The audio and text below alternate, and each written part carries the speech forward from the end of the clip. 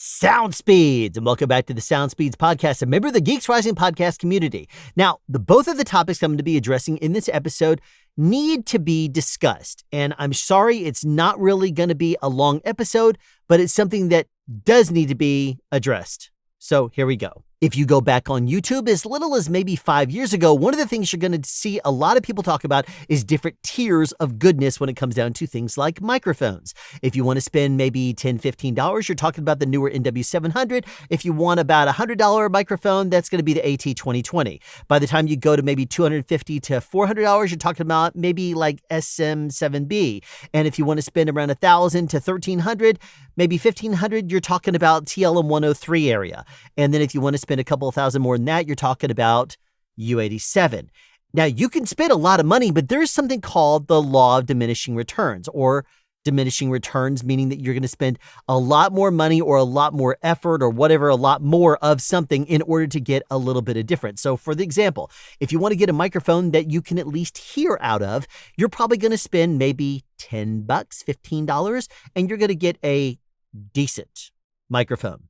If you want to get good sound, then maybe spend $100. You want to get great sound, maybe spend $400. You want to get absolutely wonderful sound, you're going to spend about $1,000 some odd dollars. You want to get very, very detailed top tier sound, you're going to spend a couple of thousand more than that. But you're going to be spending a lot more money to get a little bit more quality. Now, that was a few years ago. Now, that rule, the diminishing return, still holds true today.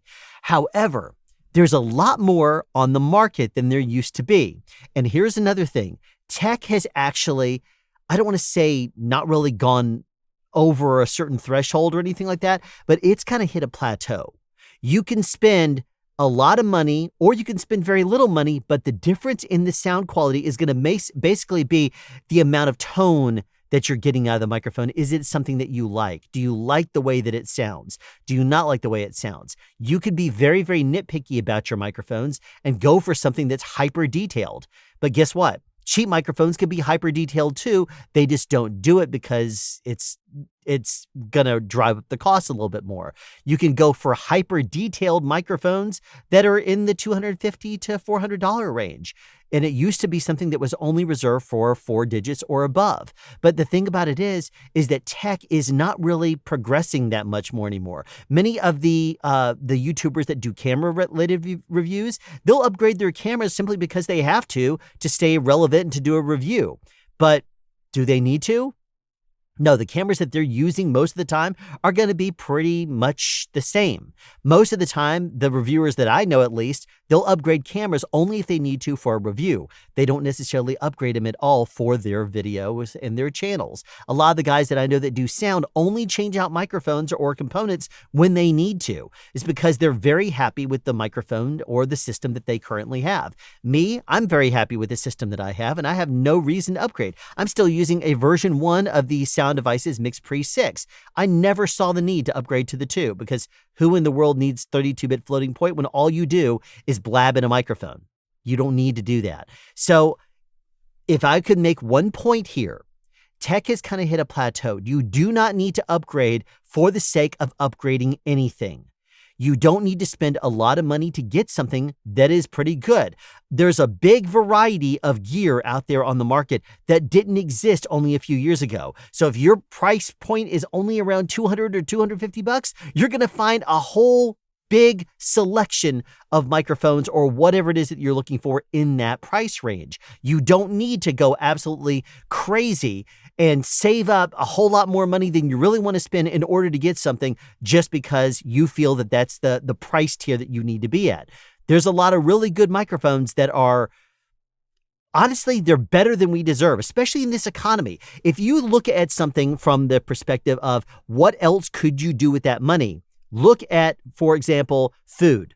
You could spend a lot of money on food, or you could be very cheap and thrifty when it comes down to your food.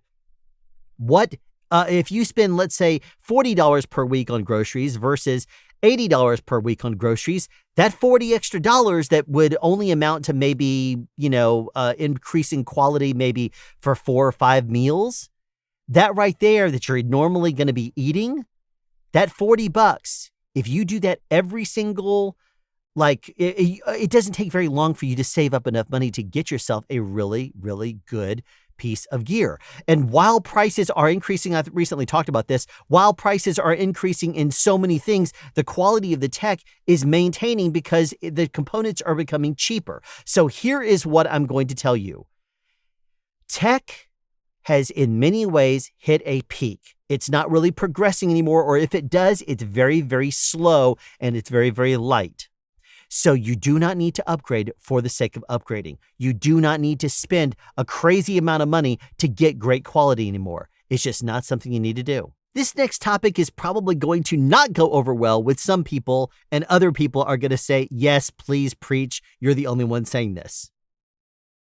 When you watch microphone reviews, there are a lot of very ridiculous tests. This is the reason why my April Fool's prank, where I did a ridiculous review of the SM7B and put it through ridiculous tests, that's because so many people want ridiculous tests this day and age.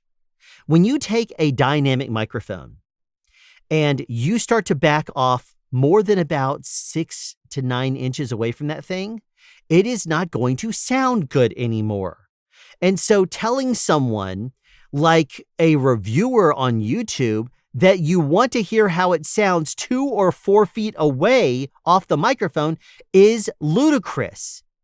It doesn't serve any purpose in the real world. I'm sorry that there are some people out there that feel the need to do some ridiculous tests because some people want to see them. They want to hear these things. If you can get the way that a microphone sounds from 4 feet away simply by one sentence, then fine, great. But it's a ridiculous test. Who in the world is going to be speaking in a broadcast dynamic or a handheld dynamic that you're normally this far off of the microphone at most? Who in the world is going to speak into that thing at 4 feet off the mic? It's ridiculous. Even condenser microphones, you don't go that close on a microphone and then say, okay, well, this is great, but I really think I need to back off 4 feet and use it there. You don't need it. Another useless test is talking off axis into a microphone.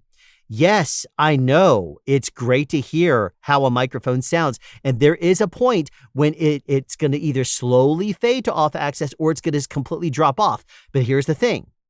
It doesn't do it linear across all frequencies the same way on every single microphone. And you may say, well, that's why you need to have the test. When someone's rotating at this speed, you're not going to be able to tell. Microphones almost always sound the exact same. The keyboard test, hitting a keyboard, it almost always sounds the exact same. Don't you agree? I mean, you can watch a review, hear a microphone that someone's talking into, and then hear a keyboard, and you're like, okay, well, it sounds like a keyboard in the background. And then you watch another review, and you're like, oh, wow, that's another keyboard in the background for that same test. It may be slightly louder or slightly more quiet, but guess what? If you're going to hear the keyboard, you're going to hear the keyboard. If you're going to process it out, process it out. If you're going to change your microphone angle to try to reduce it, it doesn't matter. Do it. If you're concerned that much about your keyboard, don't get yourself a noisy keyboard. This stuff should be common sense. If you want to have a microphone that sounds good for a particular reason, then cool, get a microphone for that particular reason. But is that particular reason to speak 4 feet off of a dynamic handheld microphone? Why do you need to hear how that is? To the person that told Banjo Scott that he would like to hear what it sounds like if he was in another room and yells into the microphone so that way they could tell what your mom is going to sound like when you yell at you, guess what? That's a stupid test. I was about to light up the microphone here, but that's a stupid test. For one person out there, the poor man, Andrew, has been going crazy, doing the same test over and over again and adds more tests to it. Every time someone says, oh, I have a great idea. I'd like to hear how this microphone sounds in a microwave oven. I mean, just some stupid test, and the poor guy is going crazy trying to get all these reviews done with all these different tests. And it's not just him. Other people do the same thing. They've fallen into the routine of doing ridiculous testing because one person wants to hear it out there. And that one person probably won't even buy the microphone. It is time that we cull the craziness. We don't need to continue. We got to cull this crap. We got to really get over the ridiculous testing. This is one of the reasons why a lot of the microphone tests that I do, I'm like, look, I don't care. I'm just going to test the thing the way that it needs to be tested. I'll go higher and higher overhead, basically, because as a boom operator, sometimes sound mixers are ridiculous. And they say, well, I don't want to play the lav. I would rather you be 12 feet overhead with the microphone. For whatever stupid reason, if there's going to be a lav in play, then play the lav too. They're going to do that, but they still want you to boom at the edge of frame for the perspective shot, even though they're never going to use it in the modern workflow. No one ever uses that. They might use it a little bit for the background, but guess what? It's not going to be used for anything else, and it doesn't matter if you are right at the edge of frame, 12 feet overhead, or if you're sitting there flagpoling the thing with it right next to the lens and pointing it outwards. There's not going to be a difference in the sound that is going to be noted by post. They're not going to be able to tell the difference. And if they're going to use your sound, they're going to use your sound for that. But that's it. So many people out there that do these reviews. I talked to quite a few of them. And these tests take time.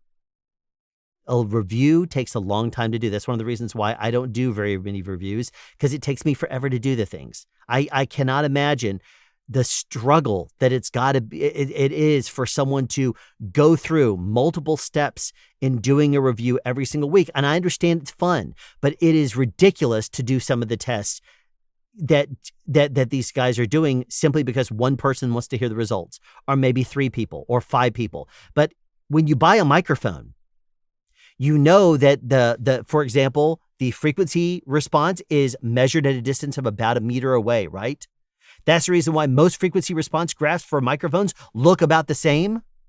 It's because 1 meter away, when you're 1 meter away from a microphone, it sounds more or less the same. You don't have that proximity effect. You don't have the personality of the microphone up close, because the way that the frequencies fall off when you go a little bit farther away, like 1 meter off the microphone, it's not what it's designed for. I know they test it that way, but they do it for the purposes that there's a lot of international companies and everyone doesn't really have a standard, but they're trying to kind of come up with a standard that everyone's going to use. But it is ridiculous because you don't use a microphone that distance, that far away. Watch my review with Ray Rayburn, my interview with Ray Rayburn. And I really, you know what? You'll just watch it if you're interested. Here's my point, though. There's, as I mentioned in the first segment, there is a peak that tech has kind of gotten to. We're not really seeing a whole lot of improvements. You're not going to drastically see off-axis rejection suddenly, amazingly change. Especially if you're talking into these microphones for a podcast or you're booming someone. If you're playing the edge of the pattern or something like that, sure, it's good for a boom operator to know where the edge of a pattern starts to fall off a little bit. That's great. But if you're using these microphones to record a podcast or for you to do home recording and stuff like that, why do you need to know what it sounds like off axis? Is it because there could be someone else in the room talking to you and you want to make sure that they're going to be reduced enough? Fine, do auto mix. Do proper gain staging, do a lot of, put a gate in there, do whatever you want to. I mean, you can isolate tracks very easily this day and age, process each individual track, simply mix them together at their peak level, and then simply just add a limiter that just limits the audio to 0 dB or whatever your threshold is. I mean, it's so easy to do this day and age that it's ridiculous. And that's if you just wanted to process it real quickly and throw it out. It's not that hard to do. And you don't need to hear the way some microphone sounds in some goofy test over and over again. So I'm going to ask people, probably not the people that watch this podcast because you have brains, but I'm going to appeal to the masses. Please stop thinking that some microphone is going to magically do something that only software can do. If you don't want your mom to be audible in the background, then fine, add a very aggressive gate that knocks anything off that it's far away, because I hate to break it to you, it doesn't matter if you're using a sensitive condenser or a not so sensitive dynamic microphone. If your mom is screaming from right outside your bedroom or banging on your door, it's going to sound like your mom's screaming outside your door and banging on your door. It's going to sound like that. There you go. So there you have it. Another episode of the SoundSpeed podcast in the can, complete. Now I'm a little bit testy, a little bit frustrated. These are some things that I've been wanting to say for a while, but haven't. So there you go. Thanks for tuning into this episode of the SoundSpeeds podcast, and I will see you in the next episode in 2 weeks or whatever it happens to be. There you go. Have a question you'd like answered or want to add something? Be sure to write it in the comment section down below. You can also make a suggestion for future topics of discussion. Again, comment section down below, or you can email me at soundspeeds@yahoo.com. Be sure to subscribe and turn on notifications so you won't miss out on future sound advice.